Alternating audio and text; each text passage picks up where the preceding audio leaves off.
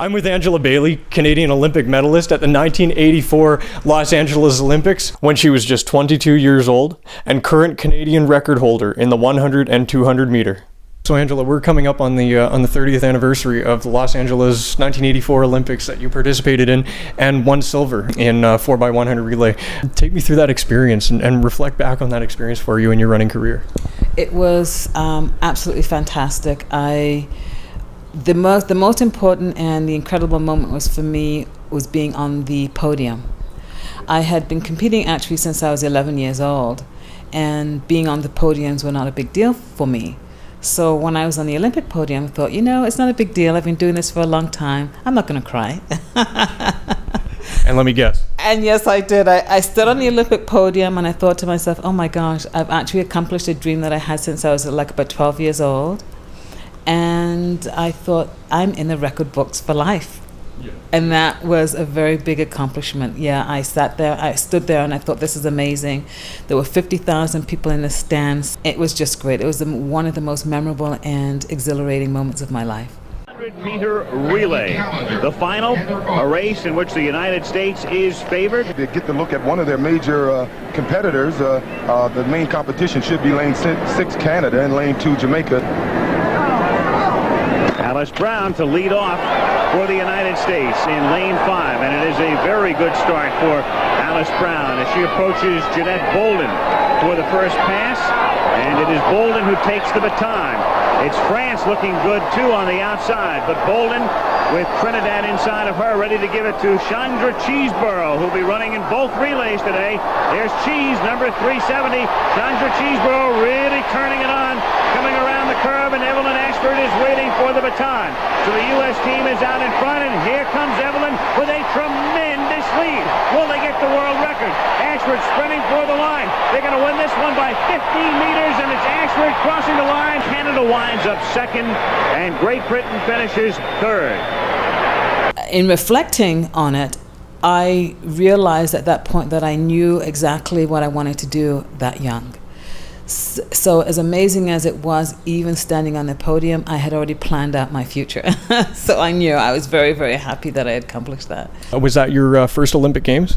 Yeah, we had boycotted the 80 Olympics. And unfortunately, so that was unfortunately my first Olympic Games. I would have loved to have been in one prior to, because then I would have gained the experience and I wouldn't have been going into it green. But it was a wonderful experience. I had an opportunity to meet some celebrities, Lionel Richie, which was a big deal for me at the time, and seeing some of the other Olympic athletes, and meeting and seeing Nadia Comaneci. Didn't meet her, but it was just a big deal to see that Olympian. It was great, yeah. Going a little bit prior to that, I understand that at the Pacific Conference Games in New Zealand that you took gold in all 3 of the events that you ran in the 100 meter, 200 meter, and 4x100 relay. Did that kind of help you prepare 3 years later going to the Olympics? Were your expectations high? My expectations were very, very high, and that was a really important competition for me, because I remember feeling vindicated. I had missed the Olympic Games, and I beat one of the athletes, Chantal Rego, who came 7th in the Moscow Olympics. So it made me feel, oh, that's great. I've beaten this woman. So it just made me feel validated that I would have made it to the finals of the Moscow Olympics as well. So it was a really great feeling. New Zealand was great. It was fun. Running was fantastic. The athletes were great. It was just a wonderful experience, and a lot of amazing things happened to me after that. I had an opportunity to meet the Queen in 1982 and go to the Constitution dinner. So a lot of fantastic things happened from that. I understand that your dad passed last month, and in your eulogy you spoke of how influential he was in your running career. Could you care to elaborate, touch on that a little bit more, just how much of a positive impact he had on you? Well, if it was not for my father, I would not be here today as an Olympic medalist, that's for sure. He was amazing. We used to race together, And it's great because he used to beat me for a while. He used to win. There was a time when we would race, and he would win. And then there was one day when I beat him, and he never raced me again. So that was pretty funny. Smart man. Yeah, I laughed at him too, and he had a good laugh. Yeah. And he was aware that I was talented, as were the teachers. And I guess they all got together and said I should run a county championships, and I won that, and started training in England for the Coventry Godiva Harriers, and that was a big deal, I realized. But I would go to the track and sneak away. Yeah, no kidding. Okay. Yeah.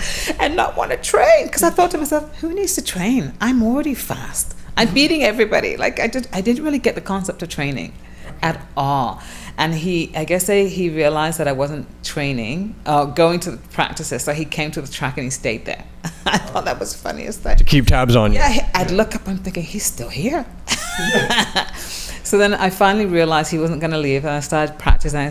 They were teaching me how to run out of the blocks, and I thought, okay, so I guess I need to learn how to do this. He was pretty well there through every step of the way. Yeah, he was. He was very focused on me and very influential, and he was able to watch me on the Olympic podium.